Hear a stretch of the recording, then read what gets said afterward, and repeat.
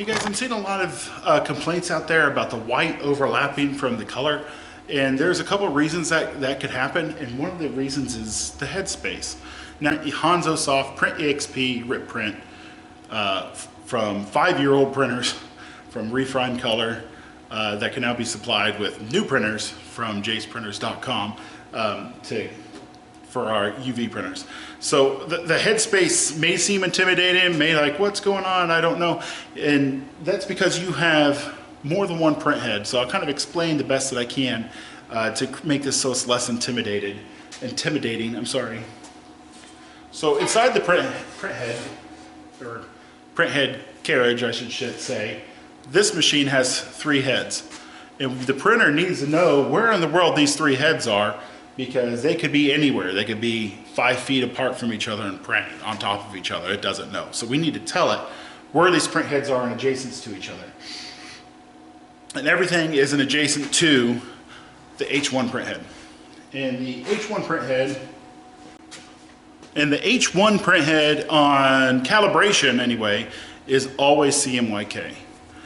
Then H2 will be white and H3 will be varnish. So 1 CMYK, 2 is white, and 3 is varnish. Now I don't want you to get confused, because if you want to load your print head, say if you're loading ink, print head 1 is the very first print head 2 is the second, print head 3 is the third print head. So in calibration, 1 is CMYK, 2 is white, 3 is varnish. Don't forget that. We never want to adjust CMYK. So in the headspace, that's the one that says 0. That's why it says 0. So that's everything is, this is our center point, and okay, our head 2 is, this is our center point, the 0 on head 1. I'll show you what this looks like in the software in just a second. The 0 is head 1. Head 2 is like, is it over here? Is it here? Where is this? So we need to calibrate the horizontal and the vertical away from the 0 point head 1. So it's this far and up. Now the manufacturer is going to do their best guess to get that perfect for you, but they don't want to put ink in the system to verify exactly what it is. So when you get your printer, you're going to need to calibrate it. It might be off by a millimeter. It might be perfect, but it might be off by a millimeter or so. We've got to get it calibrated in so it's perfect. And I'm going to show you how to do it. Now, whether you have a 2-head machine or a 3-head machine or a 17-head machine, it doesn't matter. On the hosonsoft, this is how it's done. There are several different versions of this software. I'm going to show you in this version, but if you can take what you learned from this version, you should be able to move it to the newer M10 version or the other newer version. It's all about the same, just kind of looks a little bit different, but the theory is the same. We have this horizontally or vertically, which is front to back. I don't know why they say horizontal, but anyway, so X and Y axis. All right, so I'm going to introduce you to the software right now. Okay, I'm very sorry because my screen recorder isn't set up on these computers. I need to get one set up. But anyways, so here's probably what you're used to seeing, something like this. And this is, okay, I'm printing 2 lines or whatever. And we want to go to adjust. And right here, so left adjust, right adjust. That is, head 1 is 0. That's if we want to move it this way or move it this way. Or the head vertical distance, this is front to back, or your Y, you're adjusting in pixels. You need to make sure you're adjusting in your print speed of high, assuming you're printing in high, middle, or low. If you don't know what print speed you're printing in, go up here to settings, and you see I'm printing on print speed high. We're printing bi-direct. So we're printing on print speed high. We want to change the high speed on this. So first thing we'll do is we'll load, and that just makes sure that these are correct in numbers. Okay, and then I always suggest taking a picture of your settings. That way we can always revert back to this if we have a problem. So let's adjust. We're minus 1000. This is head 2. So this is head 1. This is color. And then we need to move the white to be perfectly underneath color. So I'm going to actually just work on H1 and H2, and I'll show you what that looks like. So let's go on down to this. And I'm just going to draw, let's just draw out a color flag. Let's make it red, Y blue, oops, yellow, and then let's duplicate one more and make it black. Okay. Let's make it smaller because it doesn't need to be this big. Let's go ahead and group these. That's plenty big. Okay. Now in order to print this, we're going to have to print white. So we'll go to our white settings. I know it looks a little different now, but we'll turn on the print under any color pixel this time, just because I didn't make a spot color, but this is a vector image, so it's okay. I'm pretty 55% white. If you're using the new software, you will just leave the density at 0. You won't be able to adjust this here. Just leave this at 0 and you'll be able to move this left or right to get it perfect. Okay, and then let's go ahead and click OK. Print. Okay, parent. Oh, I see a problem. Sorry guys, I was off the canvas. We'll click print and we'll go to just save as a PRN, print. I'm going to save this on my desktop as a color flag. Whatever, I typed it all goofy, I don't care. Alright, so let's load this into printexp, desktop, I think it's right here, refresh, color flag. Okay, so this is the part where I tell you to make sure you check your nozzle check every day. Print a color flag every day before you start printing. If you need more advice on printer maintenance, check out this video right here. I go all over the printer maintenance. And if you need a video on teaching you what these parts are, maybe you don't know what an encoder or a raster strip is, I have a great video back there in my channel. I'll try to list these here with cards right here above me or at the end of the video, whatever I have time to do. So let's go ahead and print this sample. I already did my nozzle check. It's good. Already did my color flag because we've been printing all day and now it's the end of the day. Everyone's gone. I'm making some videos for you guys.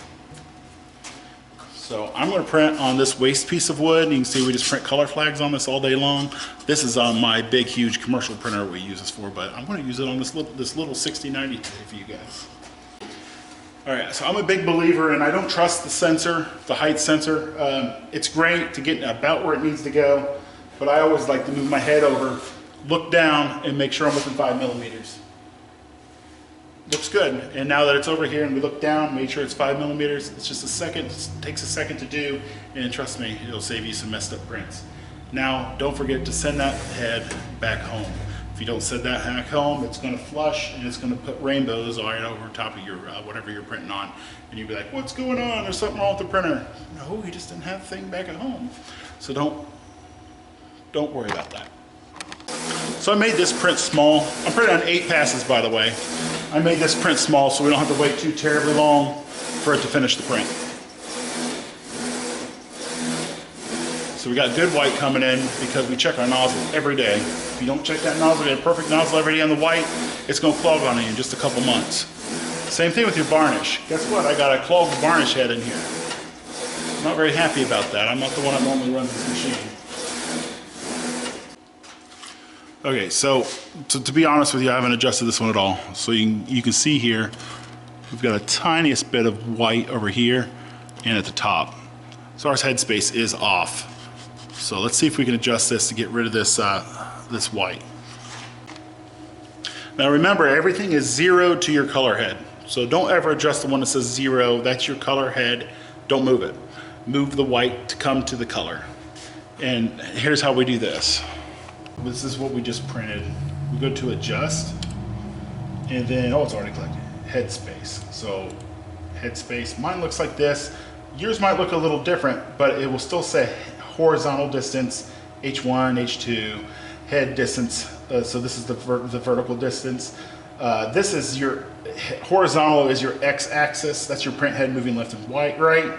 Vertical distance is your y-axis. This is where it comes in and out. So if you're roll to roll, this is your sheet coming out, and this is your head moving back and forth. Adjust the same way. So I noticed that we have a little bit of the head 2 bleeding out across the top. Not very much, mind you. Not very much at all. But these measurements are in pixels. Pixels, which are tiny measurements. Not millimeters or anything like that. So we're going to need to move this, what seems to be substantial, to see movement. So I'm going to take this and take my picture. I'm going to adjust the vertical distance first. Oh, I already took my picture. So we took the picture of it. So I know this is negative 182. I don't know which way we need to move this. We might need to decrease this number. We might need to increase this number. So input a number that's maybe 20 more or 50 more if you want to see here. I'm going to move this to negative 202 on head 2. This is my white head. And then we're going to go save. Don't worry about any of this print adjust stuff, so just click save. Now we're going to save the perimeters that we just had. Okay, now it's saved at negative 202. So what we need to do is just come back into here and just run the same print again, except this time I'm going to make it a little shorter, I think. Okay, print, print. Now let's see how this looks. I'll bring it out when it's done. Okay, so this was our first print, and I printed this direction. You see just this tiny bit of white, not much at all up here across the top. Then we decreased the number by negative 20, and now we have this print here.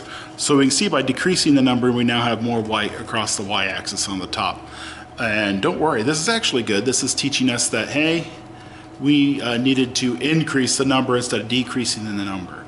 And also it showed us, I moved it by 20. So that's how much 20 is, 20 pixels. So let's actually, it was 182. I can consult my phone to verify, but I know I already did. So it's 182. Set this back here, ready to print. Now let's go ahead and adjust this.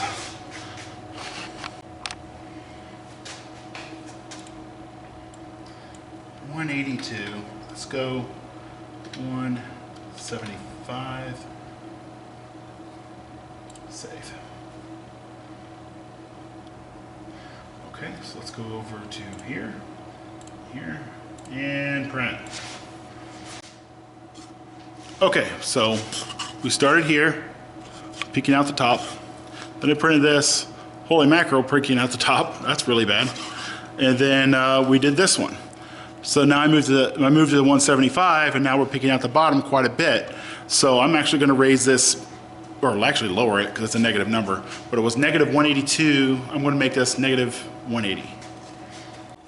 Okay, so now we're just going to dial this in. That was negative 180, just barely anything. So I was negative 182. I have a feeling we're supposed to be negative 181.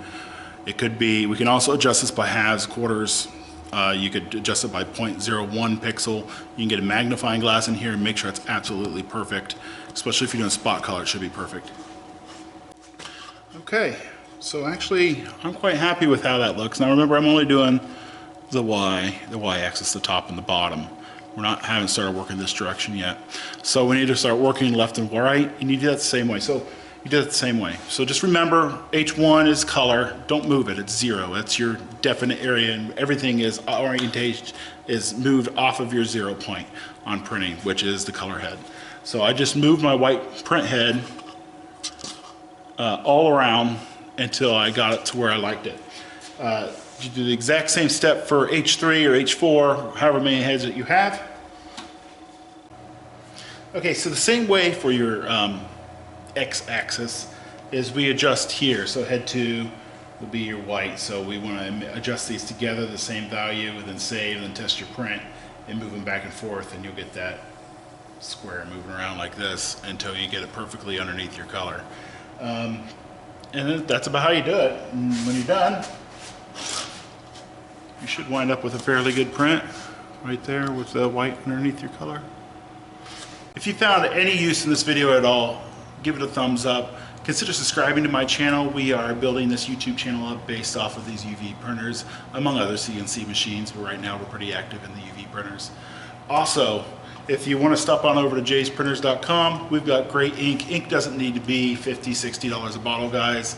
It is affordable at jaysprinters.com. And also we have the machines that we're using here. We sell them and we service them online if you guys need some help with that. Again, this is jaysprinters.com. I'm Jay. This is my to-do list. Thanks for stopping.